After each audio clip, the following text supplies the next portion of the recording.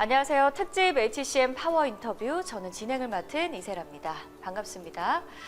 수도권 집중화, 저출생 가속화, 지방 소멸 위기가 그야말로 코앞으로 닥쳐왔습니다.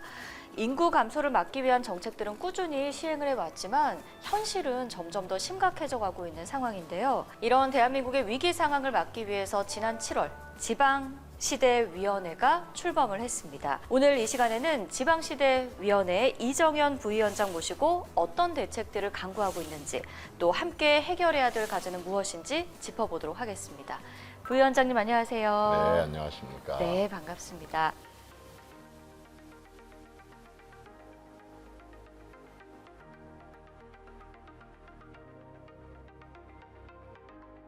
네, HCN 시청자분들께 인사 한 말씀 부탁드리겠습니다. 네, 안녕하십니까. 지금은 지방시대위원회 부위원장을 맡고 있습니다. 전국 어디를 가나 국민들이 행복하게 사는 그런 대한민국을 만들어야 된다는 사명감으로 지방시대 여러 가지 변화에 대한 국민들과의 대화를 하고 다니고 있습니다. 반갑습니다. 네, 반갑습니다. 제가 앞서서 이야기를 해드렸지만 지난 7월에 이 지방시대위원회가 출범을 했습니다. 자치분권위원회, 또 국가균형발전위원회가 통합한 대통령 직속자문위원회로 알고 있는데요.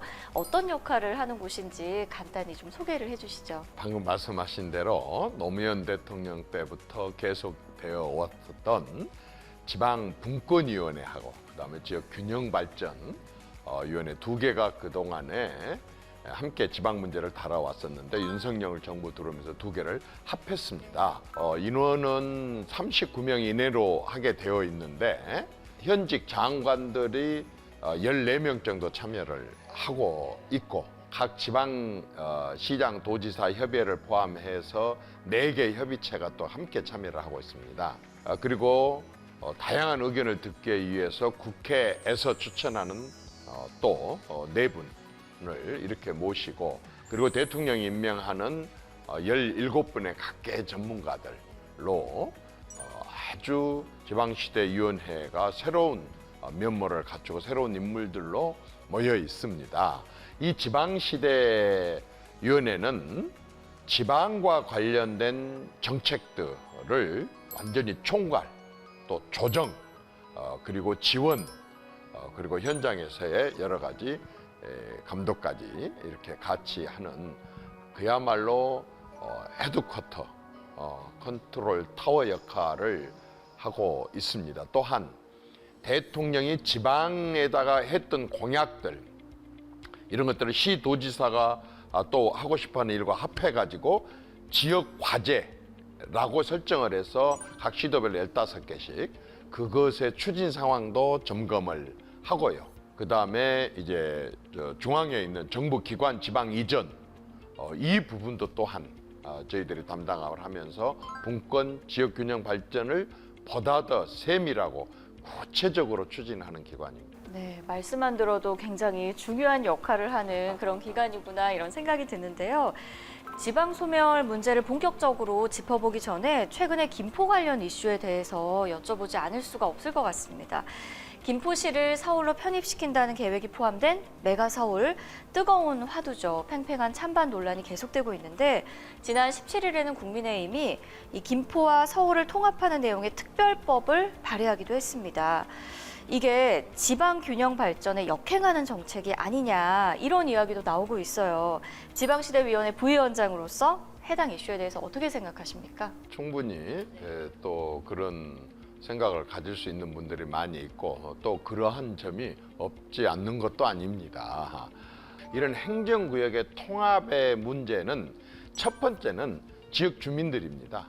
아무리 뭐 정책적으로 정치적으로 뭐라고 하더라도 김포 주민이 원해야 되고 그 다음에 서울 시민들이 또 이 부분에 대해서 받아들여야 되고 경기도민들이 또 이 부분들을 이해돼야 됩니다. 그래서 경기도의 역할도 중요하고 김포 시민들의 지역 투표도 중요할 것이고 앞으로 그래서 어쨌든 통합의 문제는 처음 나온 얘기가 아니라 그동안은 꾸준히 통합들을 해왔고 그 결정은 전적으로 지역 주민들의 투표로 결정되는 것이기 때문에 일단 문제 제기로 봐야 되겠습니다. 예를 들자면 여수시, 여천군, 여전시가 또 통합을 해가지고 인구가 한 30만이 넘으니까 국제대회, 말하자면 여수 엑스포도 유치를 할 수가 있었어요.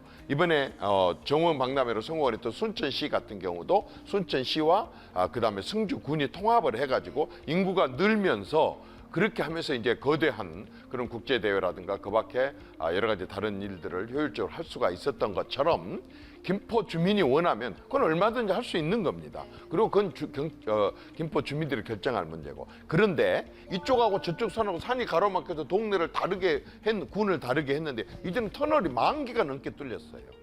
고속도로가 아니라 이제 고속철이 생긴 거예요. 그다음에 통신이라는 게 옛날에는 누가 가서 직접 전달하고 듣고 와가지고 얘기하려고 해서 전파되려면 어렵게 1초면 전국이 아니라 전 세계가 1초면은 다 공유를 하는 세상이 돼버리다 보니까 통합을 넘어서 완전히 부울경, 부산, 울산, 경남이 하나로 뭉치려고 하고 있고 대전, 충북, 충남, 세종시까지 해서 전부 하나가 묶이려고 광주, 전남 이런 식으로 해서 지금 이제 4+3 정책을 펼칠 정도로 초광역으로 나가는 시대이기 때문에 어차피 행정통합에 대한 얘기는 이걸 계기로 해서 본격적으로 서로 논의를 해야 될 일이라고 보나 김포 문제는 일단은 김포 시민들하고 서울시, 경기도 주민들의 의견을 들어서 결정할 문제라고 봅니다. 네, 그 무엇보다 지역 주민들의 의견이 중요하다 절대적이죠. 이런 말씀이신 것 같습니다. 알겠습니다. 네, 그럼 이제 본격적으로 지방 소멸 위기에 대한 문제점을 부위원장님과 하나하나 짚어보도록 하겠습니다.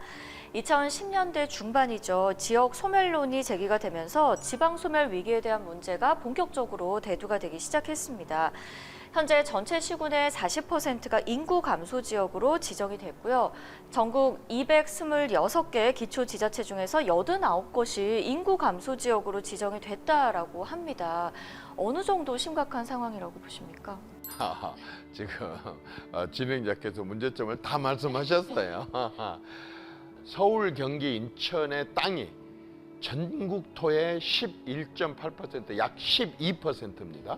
근데 여기에 직간접적인 말하자면 방문객까지 다 합한다 그런다면 전체 인구의 52%가 12% 땅덩어리 속에 몰려서 생활을 해요. 제가 그 서울대 병원 원장이 옆자리에 앉은 행사가 있어서 한번 물어봤습니다. 사람 몸의 피가 12% 정도 해당되는 머리 위로 52%가 쏠리면 어떻게 돼요? 답이 뭐라고 나왔을 것 같아요? 죽어요. 그래서 죽어요.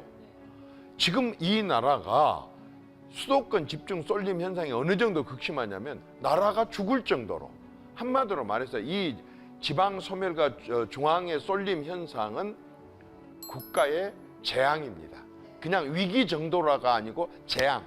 이대로 갔다가는 정말 큰일 날 일이고 이 재앙을 극복하기 위해서는 국가 구석구석을 대개조하고 그러한 각오를 나서지 않는 한은 수도권 사는 사람도 피해를 입고 지방에 사는 사람도 피해를 입습니다.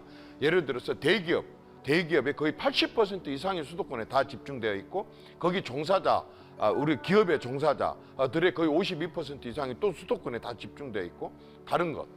지금 디지털 세상이라고 하잖아요.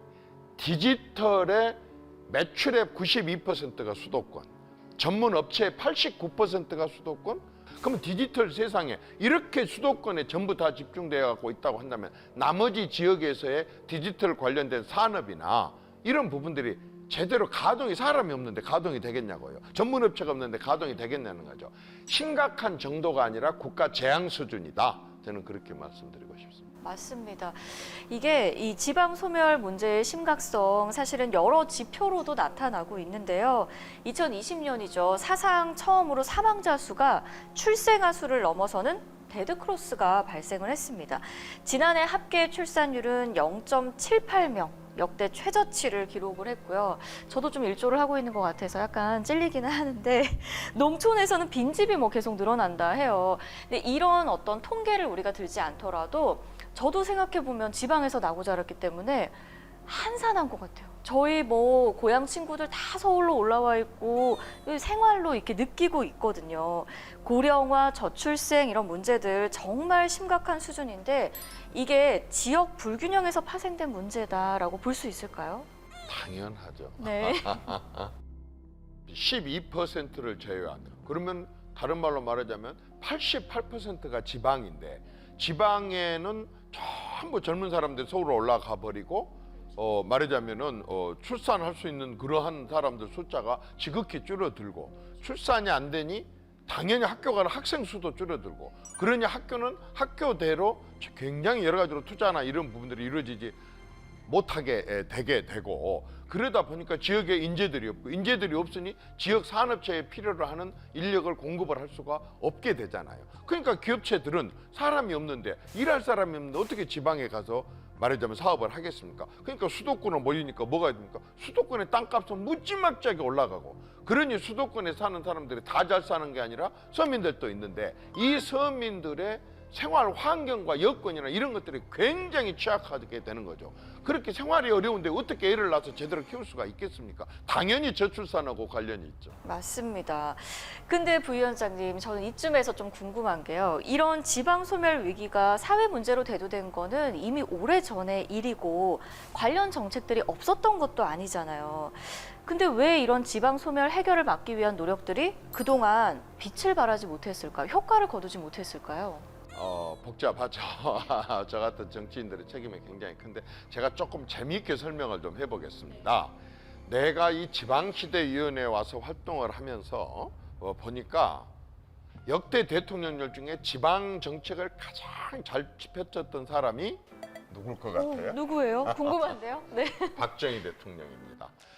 이제 그 박정희 대통령의 정책과 왜 그 뒤에 정책들을 펼쳤으면서도 안 됐는지를 제가 비교 설명을 해볼게요. 박정희 대통령은 우선 자기의 경제개발 5개년 계획 1차, 2차, 3차 앞으로 대한민국의 발전 큰 그랜드 말하자면은 비전을 갖고 플랜을 갖고 했기 때문에 예측이 가능합니다. 첫째, 국가 전체 종합계획이 있었다는 것. 그리고 미래 계획까지 다 내다보는 계획이 있었다는 것. 두 번째, 서울에 집중된다는 걸 알고 서울을 630만 명으로 꼭꼭 묶어놓고 절대로 이걸 못 넘게 하기 위해서 그린벨트로 꽉 묶어서 딱 서울의 규모를 정했습니다. 지금 어땠습니까? 신도시 1기, 신도시 2기, 신도시 3기. 그것만입니까? 대학 정원에 있는 대로 다 풀어가지고 수도권에 전부 대학생들이 수도권으로 다 몰리게 이렇게 만들어 놓고 그러다 보니까 이제 이 사람들이 묵고 살아야 되니까 수도권에 있는 곳곳에다가 전부 공장의 신설, 증설을 할 수 있도록 있는 대로 다 그린벨트를 풀고 농지를 풀고 완전히 환경 그런 규제 해놨던 것들 다 풀어버리기 때문에 온 겁니다. 두 번째는 박정희는 어떻게 했느냐? 여천이라고 하는 것에 석유화학단지를 조성을 합니다. 그 다음에 창원이라는 데다 중공업단지를 조성을 합니다. 조성으로 끝나는 게 아닙니다. 전남대학교에다 화공학과를, 부산대학교에다 기계공학과를, 경북대학교에다가 전자공학과를 있는 대로 키워가지고 자기 지역에 있는 산업에 필요한 인력을 지역에서 키워갖고 지역의 우수한 인력들이 거기 가서 할 수 있도록 한다는 거죠. 그 다음에 여기는 석유화학, 여기는 전자, 여기는 조선, 여기는 중공업 이런 식으로 전부 전라도 말로 개탕을 쳐주는 거죠. 그런데 지금 대통령들은 뭐 예를 들어서 무슨 AI 뭐 좋다 그러면 17개 시도가 전부 우리 AI 또 뭐 데이터 집적센터 좋다 전부 그 개탕을 치지를 못하고 있어요. 그리고 지역에 있는 대학교를 육성하지 못하기 때문에 수도권에서 발령 나면 안 가버리든지 발령 나갖고 2, 3년 만에 그만둬 버리든지 그러니까 지방에 가서 기업을 할 수가 없게 되는 거죠. 박정희 대통령 때 바로 아까 수도 이전도 그때 다 생각을 했었고 서울에 있어도 되고 지방에 있어도 되는 것들 전부 지방으로 다 옮겨라 이런 식으로 계룡대를 포함해서 다 옮기게 되고 그리고 지방에 곳곳에다 여수에다도 공항을 만들어주고 그 다음에 광양에다 항만을 만들어주고 고속도로를 내고 고속도로 옆에다 또 지류를 내고 이런 식으로 해갖고 전국적으로 발전을 시켰는데 지금은 그렇게 투자될 돈을 전부 수도권에다 투자를 해버리니까 지방은 낙후될 수밖에 없고 소멸이라고 하는 국가 재앙 상황으로 가는 거죠. 네, 더 본격적인 이런 해결책을 찾기 위해서 지방시대위원회가 또 출범을 한 것 아니겠습니까? 지방 소멸을 막기 위해서 근본적인 대책 마련 굉장히 중요해 보이고 필요해 보이는데 이전 정부와 현 정부의 지방 소멸에 대한 인식과 대응에 혹시 차이점이 있다면 어떤 것이 있을까요? 뭐 새 정부가 출범한 지 지금 한 1년 반 정도밖에 되지 않았기 때문에 앞선 정권들하고 크게 뭐 차이점이다 이렇게 얘기하기는 뭐하지만 분명한 방향은 틀립니다. 그 전에는 지방에 뭐 한다 그러면 예산 얼마 줄까, 또 그 예산을 어느 지역에다 어떻게 배분을 할까, 순전히 경제적인 부분, 경제적인 물질적인 부분 이런 식으로 해갖고 풀려고 하니까 되지를 않았었습니다. 지금 새 정부의 지방 정책은 그거다 완전히 다릅니다. 돈이 아닙니다. 예산이 아닙니다. 자율입니다. 자유. 그 자유를 갖다 공정하게 하겠다는 겁니다. 무슨 얘기냐? 자치 계획권, 중앙에서 갖고 있었던 계획권을 지방으로 넘겨가지고 지방이 특성에 맞는 계획을 세우게 하고 그걸 잘 세운 지역에 한해서 왕창 밀어주겠다는 겁니다. 226개를 똑같이 발전시킬 수 없다는 것도 균형이란 말이 무슨 말이냐 이거죠. 어떻게 동네가 다 특성이 틀리고 인구가 틀린데 균형을 발전시킬 수 있느냐는 거죠. 잘한 데는 밀어주겠다. 어떻게 잘하는데 자기 지역 특성을 살려가지고 제대로 계획을 세워가지고 구체적으로 발전 계획을 갖고 있는 데는 제대로 밀어주겠다.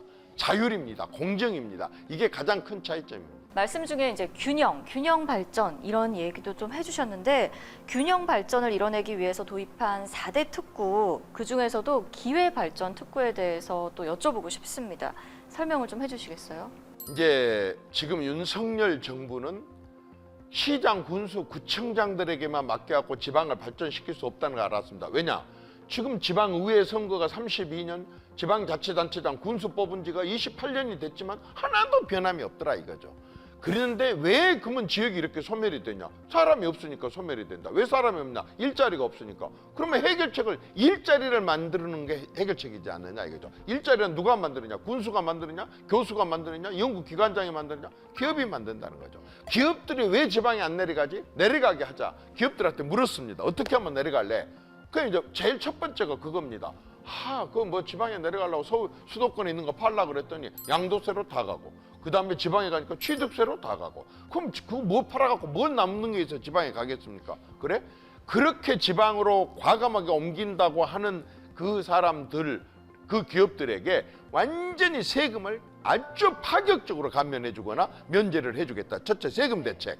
그 다음에 두 번째가 그렇게 내려가가지고 가서 이제 땅을 살라고 봤더니 내가 2만 평, 3만 평이 아니라 10만 평, 30만 평, 100만 평을 살라고 하는데 시골 그 땅도 땅값이 장난이 아니야.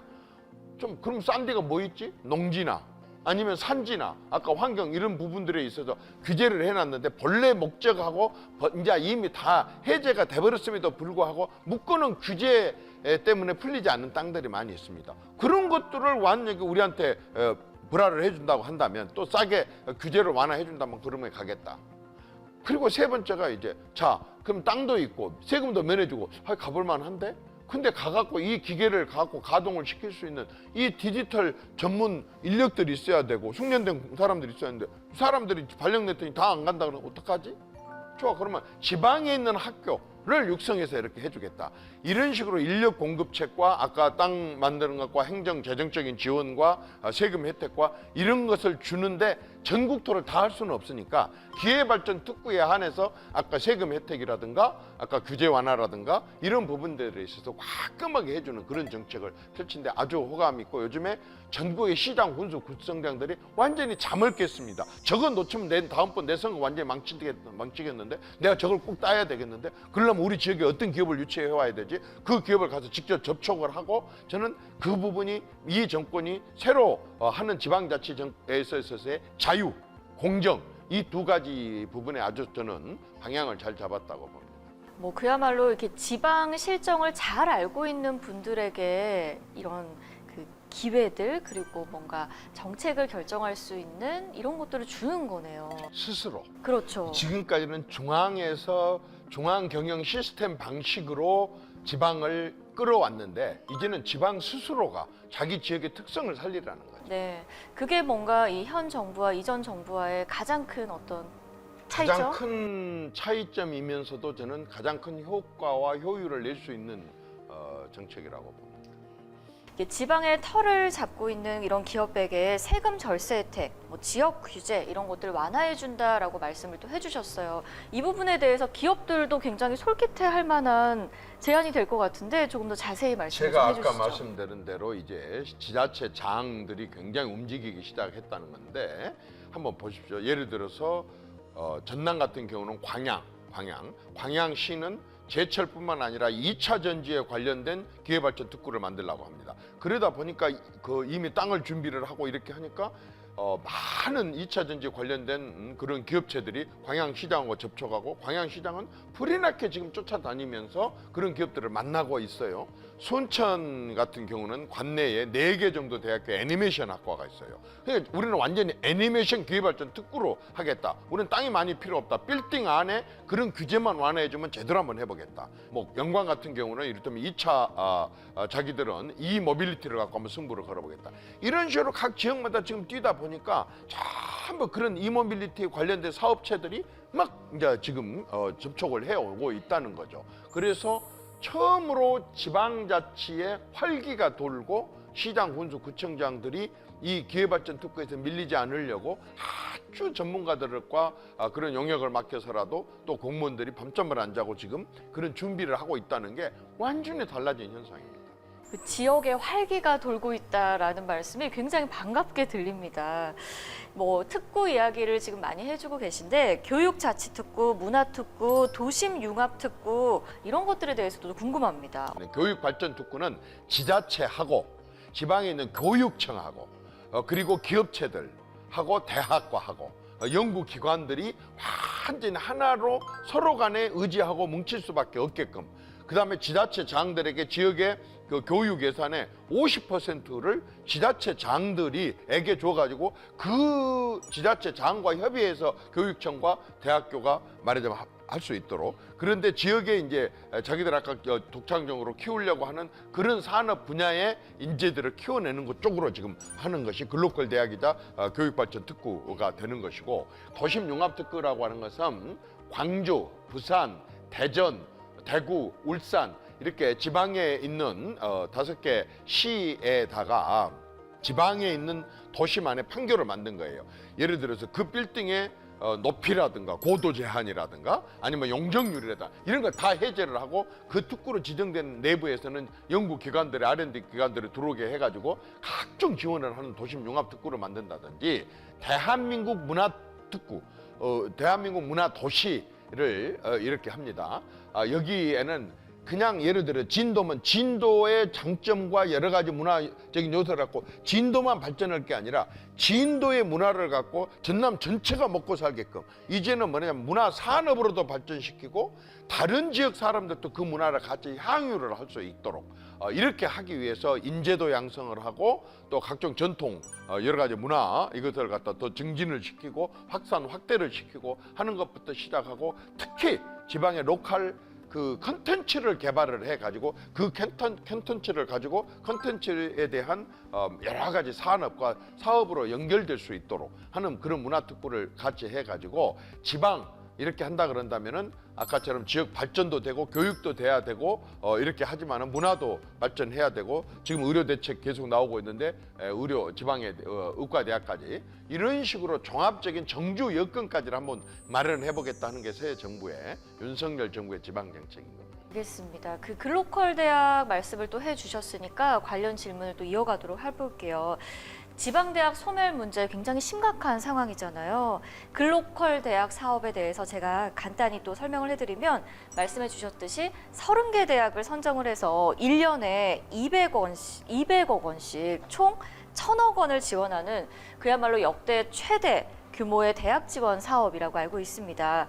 글로컬 대학 사업 향후에 이 인서울 상위권 대학들과 견줄 만한 대학으로 이 지방 대학들을 실질적으로 키울 수 있다라고 보세요? 저는 단순한 그런 비교가 아니라고 생각합니다. 서울에 있는 대학교하고 어떤 것이 인서울하고 똑같냐라고 볼 수가 없어요. 지금 얘기하는 것은 지역 균형 발전 또는 지역 소멸을 막기 위해서 지역의 산업체가 가야 되고, 말하자면 양질의 일자리를 만드는 기업체들이 내려가야 되고, 그 지역에 필요로 하는 인재를 양성한다는 거죠. 앞서 내가 얘기했지만은 박정희 대통령 시절에 여수 여천 화학공단지를 만들어 놓고 전남대학교에 화공학과를 집중적으로 키워서 전남대학교 화공학과 나온 사람들이 이 석유화학단지에 제대로 취업을 할 수 있도록 그 과를 굉장히 키울 뿐만 아니고 거기에 대한 연구하는 교수님들도 그 지역에 있는 기업들하고 연계가 돼 가지고 예를 들어서 아까처럼 거기 전자공학이라든가 아니면 중공업이라든가 조선이라든가 화학이라든가 이것과 관련된 사람들을 많이 고용할 수 있는 스타트업을 할 수 있도록 하는 지원까지를 다 해주는 것이 그로컬 대학이고 이게 창조경제혁신센터인데 결국 이런 부분들이 아마 저는 처음이라서 좀 어렵기는 하겠지만은 우리나라는 뭐든지 사람들이 어려움에 딱 닥쳐가지고 그 다음부터 돌파를 해나가기 시작하면 다 잘하지 않습니까? 지방도 마찬가지로 대학을 개방해 놓으면 거기서 나온 많은 여러 가지 창조적이고 창의적인 연구 개발 그리고 학생들이 지역 경제를 살리는데 절대 기여할 거라고 저는 확신을 합니다.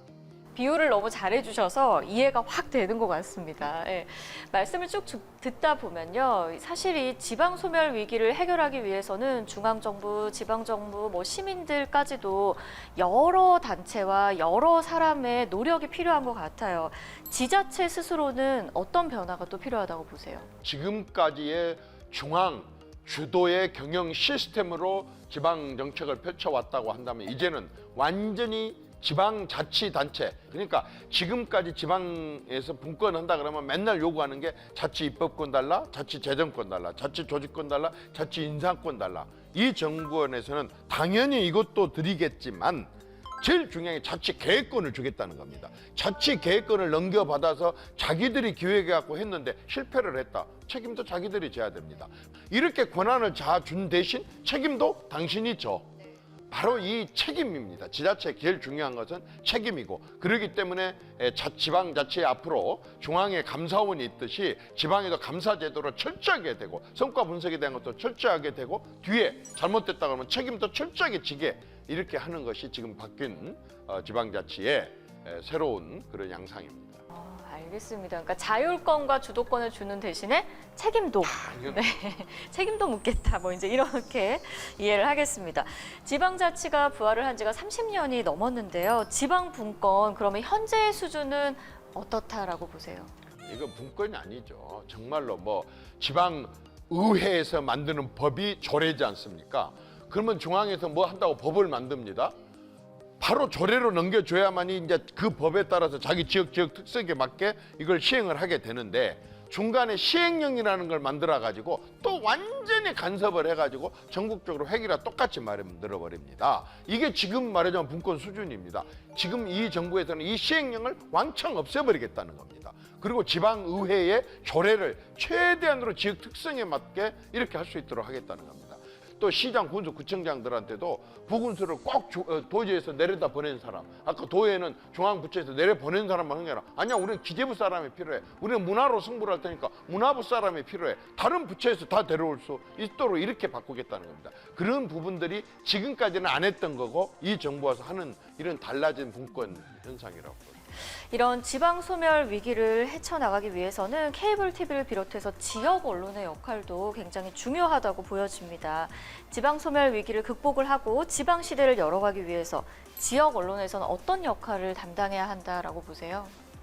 사실은 지방 시대를 열어가는데 절대적인 말하자면 도움이 필요하고 협업이 필요한 게 지방의 언론들이고 그 중에서도 저는 케이블 TV 역할이 굉장히 크다고 봅니다. 나름대로의 지방의 그 로컬 콘텐츠들이 있잖아요. 로컬 문화들이 있잖아요. 로컬 삶, 지방 그 지역 사람들이 살아가는 삶의 여러 가지 행태가 다르다는 거죠. 이걸 중앙에 있는 방송들이 다 커버하는 절대 불가능합니다. 그러니까 아주 특별한 경우를 빼놓고는 소개가 되지도 않고 또 자기 지역에 대한 것을 찾을지도 모르는데 이 케이블 TV가 제대로 역할을 같이 한다고 한다면 지방자치단체 그리고 지금 이 정부와 이렇게 같이 서로 협업을 하고 서로 간의 상생 그러한 노력을 하게 된다고 한다면 지방의 아주 독특한 문화를 개발을 해가지고 그 부분들을 크게 확대하고 선양하는데 절대적인 역할을 할 수 있고 특히